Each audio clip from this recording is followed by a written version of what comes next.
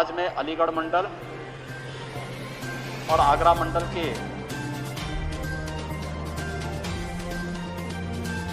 Covid महामारी की समीक्षा के लिए यहां पर आया हूं। मैंने अभी अलीगढ़ मंडल की समीक्षा ली है। यद्यपि मैं प्रतिदिन प्रदेश में प्रत्येक मंडल की, प्रत्येक जनपद की समीक्षा वहां पे करता हूं, वर्चुअली सभी लोगों से जुड़ता हूं,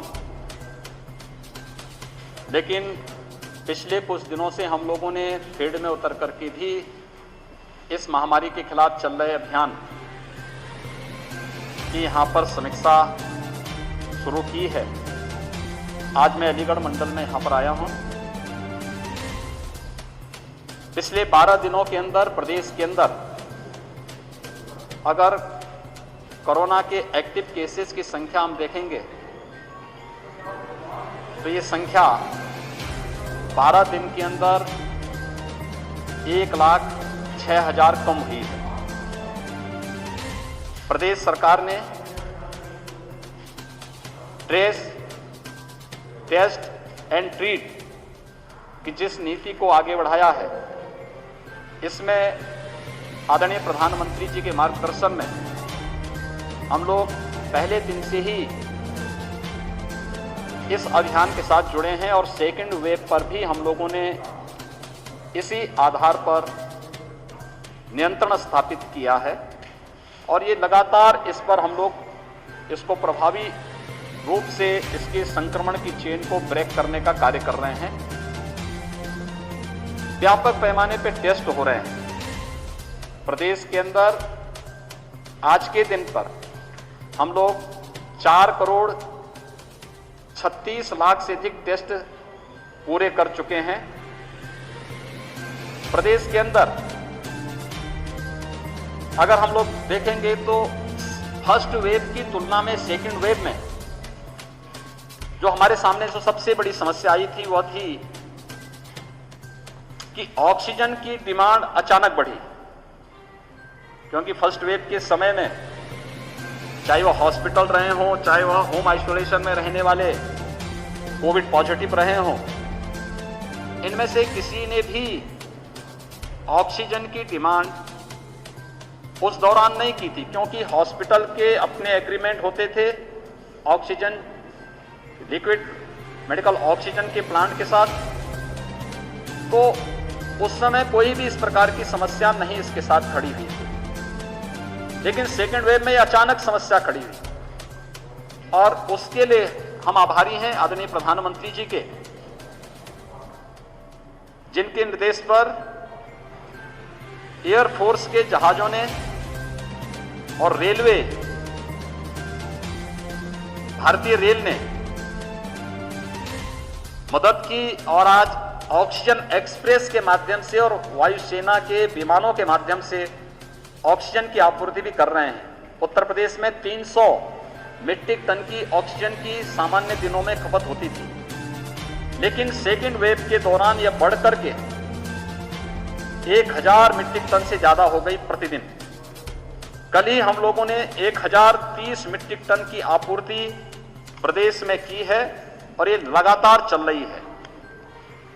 प्रदेश के अंदर टीकाकरण की जो स्थिति है, कोविड से बचाव का जो सबसे अच्छा माध्यम है वह है टीका। पहले तो बचाव हम करें, लेकिन सुरक्षा कवच के रूप में टीका हम जरूर लगाएं। और टीका के लिए अब तक प्रदेश ने 1,43,00,000 टीके लगाए हैं 45 प्लस के लोगों को और 2,65,745 टीके लगे हैं 18 से 45 वर्ष की उम्र के लोगों को प्रदेश में अब तक लगाए हैं और ये टीकाकरण का कार्यक्रम प्रदेश के अंदर सफलतापूर्वक आगे बढ़ रहा है। प्रदेश में वर्तमान में ऑक्सीजन की संभावित संकट को फिर से इस प्रकार की क्राइसिस न हो, इसमें प्रधानमंत्री केयर फंड से प्रदेश को 161 ऑक्सीजन प्लांट लगाने की सहमति मिली है। कुछ पर कार्य प्रारंभ हो चुका है और राज्य सरकार भी अपने संसाधनों से अलग अलग विभागों के माध्यम से, स्वास्थ्य विभाग, गन्ना विभाग, चिकित्सा शिक्षा विभाग, CSR से, MSME और अन्य विभागों के माध्यम से भी ऑक्सीजन प्लांट लगाए जा रहे हैं। हम 377 नए ऑक्सीजन प्लांट के लिए वर्तमान में राज्य के अंदर काम चल रहा है। प्रदेश के अंदर वर्तमान में हम लोगों ने बेड्स की क्षमता भी बढ़ाई है। L2, L3 फैसिलिटी के हमारे पास इस समय बेड्स की संख्या 80,000 के आसपास है और हम लोग निरंतर इसमें वृद्धि कर रहे हैं।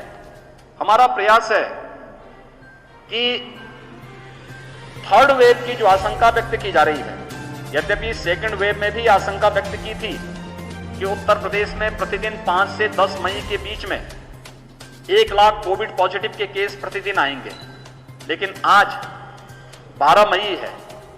12 मई को उत्तर प्रदेश के अंदर कुल 17,000 पॉजिटिव केस आए हैं। हम लोगों ने उन आशंकाओं को निर्मूल साबित किया है, लेकिन लापरवाही और सतर्कता लापरवाही हमेशा छोड़नी पड़ेगी और सतर्कता हमेशा रखनी पड़ेगी।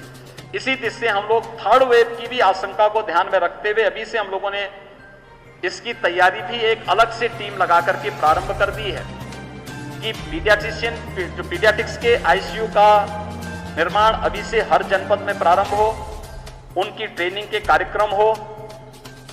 पोस्ट कोविड का जो एक इफेक्ट देखने को मिला है ब्लैक फंगस के रूप में, इसकी ट्रेनिंग और इसके उपचार की प्रॉपर व्यवस्था हम लोगों ने लखनऊ से प्रारंभ कर दी और 1-2 दिन के अंदर हमारे एक जनपद में इसके बारे में वर्चुअली इसका सेमिनार करके इस कार्यक्रम को आगे बढ़ाने वाले हैं और इन चीजों को तेजी के साथ आगे इस कार्यक्रम को आगे बढ़ाने की प्रक्रिया हमारी चल रही है।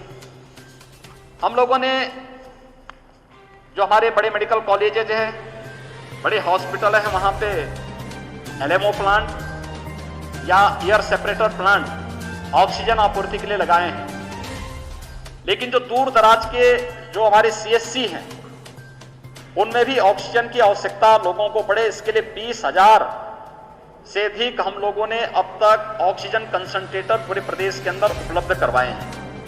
ये ऑक्सीजन कंसंट्रेटर ऑक्सीजन की आपूर्ति वहां पर आराम से 5 घंटे ऑटोमेटिक वो चलते हैं, एटमॉस्फेयर से ही वे ऑक्सीजन लेते हैं, उसके माध्यम से इसको चलाने का काम कर रहे हैं और सफलतापूर्वक ये प्रदेश के अंदर संचालित हैं। अलीगढ़ मंडल में आज मैं आया हूं। अलीगढ़ मंडल में यहां पर एक्टिव केस की संख्या अब कम होती जा रही है। पिछले 1 सप्ताह में यहां पे लगभग 200 से अधिक एक्टिव केस कम हुए हैं। पॉजिटिविटी रेट में निरंतर गिरावट है। अगर ओवरऑल कमिश्नरी का हम देखेंगे तो यह पहले 20% के आसपास थी, अब यह घट करके 5% के आसपास है और हमारा प्रयास है इस पॉजिटिविटी रेट को और भी कम लाने के लिए, इसके लिए हर एक जनपद को टेस्ट बढ़ाने के लिए कहा गया है। प्रदेश में ऑक्सीजन की आपूर्ति की व्यवस्था सुनिश्चित करने की पूरी व्यवस्था की जा रही है। इसमें ऑक्सीजन के टैंकर भेजे जा रहे हैं, लिक्विड मेडिकल ऑक्सीजन निरंतरता इसमें बनी रहे इन कार्यों को। और मुझे यहाँ पर देख करके इस बात की प्रसन्नता है कि ऑक्सीजन कंसंट्रेटर के निर्माण की कार्रवाई अलीगढ़ में प्रारंभ भी हो रही है, उसका ट्रायल चल रहा है और सफलतापूर्वक ट्रायल होने के बाद अलीगढ़ में उसके कार्यक्रम को हम आगे बढ़ा सकते हैं। इस मंडल में 161 वेंटिलेटर वर्तमान में उपलब्ध हैं जो फंक्शनल हैं। मंडल में ऑक्सीजन के भी 246 कंसंट्रेटर वर्तमान में उपलब्ध हैं। इस मंडल में 14 नए ऑक्सीजन प्लांट स्वीकृत किए गए हैं, जिनमें 3 को क्रियाशील किया जा चुका है, शेष को क्रियाशील करने की तैयारी यहां पे चल रही है। मंडल में अब तक 4,13,280 45 प्लस के लोगों को टीका लगाया जा चुका है और जिन 18 जनपदों में हमारे 18 प्लस के लोगों को टीकाकरण की कार्रवाई प्रारंभ हुई है, उनमें अलीगढ़ भी है।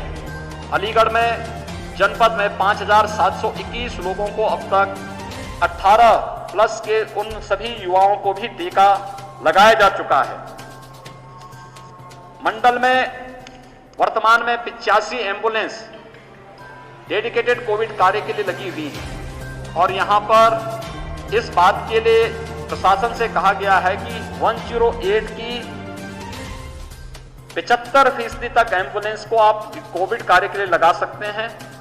हर जनपद में महिला और बच्चों के लिए एक डेडिकेटेड हॉस्पिटल अलग से बनाए। इसके अलावा यह भी व्यवस्था की गई है कि नॉन कोविड पेशेंट को और कोविड पेशेंट के लिए टेली कंसल्टेशन की सुविधा, और उनके लिए नॉन कोविड पेशेंट के लिए हर जनपद में जो गंभीर रोगी हैं उनके लिए अलग से उपचार की व्यवस्था भी हर एक जनपद में हो। जो जीवन रक्षक दवाओं की आपूर्ति की कार्रवाई भी यहां पर प्रारंभ की जा रही है। आज मैं यहां पर एएमयू में हम लोगों ने यहां पर समीक्षा इन सब बातों को लेकर के की है, जिसमें 4 अलीगढ़ मंडल यहां पे प्रत्यक्ष था, यहां के जनप्रतिनिधि थे। शेष अन्य जनपदों में वर्चुअली मैं जुड़ा था। वे सभी लोग अपनी बातों को उनसे मैंने यहां पर अपनी बातों को उन्होंने बताया, मैंने उनके साथ शेयर किया। एएमयू में मेरा आने का एक और उद्देश्य था कि मीडिया में कतिपय तो उसमें मीडिया के उसमें एक खबरें चल रही थी, एएमयू में बहुत सारे प्रोफेसर या बहुत सारे लोगों की मृत्यु हुई है कोविड के कारण।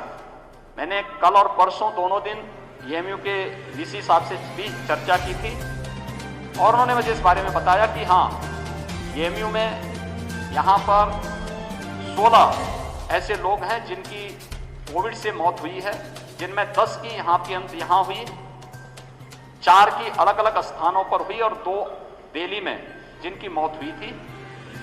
लेकिन इसमें सबसे बड़ी बात यह कि जो पहले चरण में वैक्सीनेशन के कार्यक्रम में लोग वैक्सीन नहीं लगा पाए थे, उस कारण से भी कुछ चीजें हुई हैं। लेकिन अब वैक्सीनेशन के कार्यक्रम के साथ सभी जुड़ चुके हैं और ये वैक्सीनेशन के कार्यक्रम के साथ जुड़ना ये अपने आप में एक सुरक्षा कवच प्रदान करता है।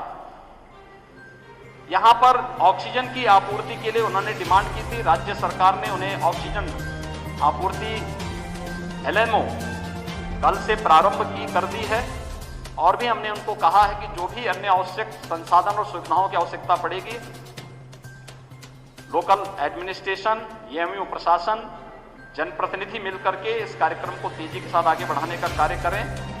एक एक व्यक्ति का जीवन अमूल्य है। इस समय मानवीय संवेदना सबसे महत्वपूर्ण है। हर एक पीड़ित के प्रति हमारी संवेदना होनी चाहिए और उसको हम संवेदनशील तरीके से बचाने का कार्य कर सकें, यह आज की सबसे बड़ी आवश्यकता है। और मैं अभिनंदन करूंगा अपने सभी हेल्थ वर्कर्स का, उन सभी कोरोना वॉरियर्स का जो इस कार्य के साथ मजबूती के साथ जुड़े हुए हैं और एक एक व्यक्ति के जीवन को बचाने का कार्य कर रहे हैं। मेरी आप सबसे भी अपील है कि बचाव सर्वोत्तम उपाय है, लेकिन अगर कहीं किसी में कोई लक्षण है, किसी को आशंका हो, तत्काल जांच करवाएं। जांच कराने से भागे ना। देखिए, बीमारी को छुपाने से बीमारी समाप्त नहीं हो जाती, वो विकराल रूप धारण करती है। इसलिए आपके पास हमने एक सिस्टम बनाने का प्रयास किया है। हम एक महामारी से लड़ रहे हैं, इसलिए बीमारी को छुपाए ना, बताएं। सरकार हर प्रकार की सुविधा दे रही है, वैक्सीन फ्री दे रही है, दवा फ्री कर रही है, सब कुछ फ्री कर रही है, भारत सरकार पूरा सपोर्ट कर रही है। इसमें बीमारी को छुपाने से अच्छा उपचार कराने में तत्काल आगे आए और जो भी गाइडलाइन है उसका पालन करें।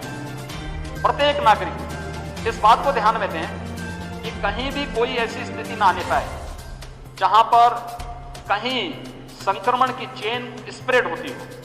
इसको ब्रेक किए जाने की आवश्यकता है। इसलिए मेरी सबसे अपील है कि हम, और खासतौर पर मीडिया के माध्यम से, हम पब्लिक में अवेयरनेस पैदा करें। हाई रिस्क कैटेगरी के लोग, यानी 60 साल से ऊपर, 10 वर्ष से छोटी उम्र के लोग, बच्चे, गर्भवती महिलाएं, गंभीर रोग से ग्रसित कोई भी व्यक्ति या कम इम्यूनिटी के व्यक्ति, ये लोग घर के बाहर न निकलें, घर में भी मास्क लगाएं। दूसरा, हम इस चीज का पालन करें कि अगर किसी भी व्यक्ति को बाहर निकलना आवश्यक हो, सामान्य नागरिकों को भी, वे मास्क जरूर पहनें। कोई चीज का लेन देन कर रहे हैं तो उन स्थितियों में हम लोग ग्लव्स जरूर पहने या सैनिटाइजर से हाथ जरूर साफ करें और पूरी सतर्कता के साथ इस कार्यक्रम के साथ जुड़ें। टीम वर्क ही रिजल्ट देगी और ये टीम वर्क ने ही रिजल्ट दिया है। उत्तर प्रदेश की निगरानी समिति और आरआरटी के द्वारा जो कार्य प्रारंभ हुआ है विश्व स्वास्थ्य संगठन ने भी उसकी सराहना की है और हम लोग इस अभियान को एक निरंतरता बनाए रखेंगे, जिससे प्रत्येक व्यक्ति को हम लोग, चाहे वह हॉस्पिटल में हो या घर में हो, अगर कोविड पॉजिटिव है हम उसको मुफ्त में उपचार और मेडिकल किट की सुविधा उपलब्ध करवा सकें और किसी भी चीज़ की कोई कमी न हो, इस पर हमारा पूरा प्रयास रहेगा। ये प्रयास निरंतर चल रहे हैं। आज मैं ये समीक्षा लेने के लिए आया था। बहुत बहुत धन्यवाद।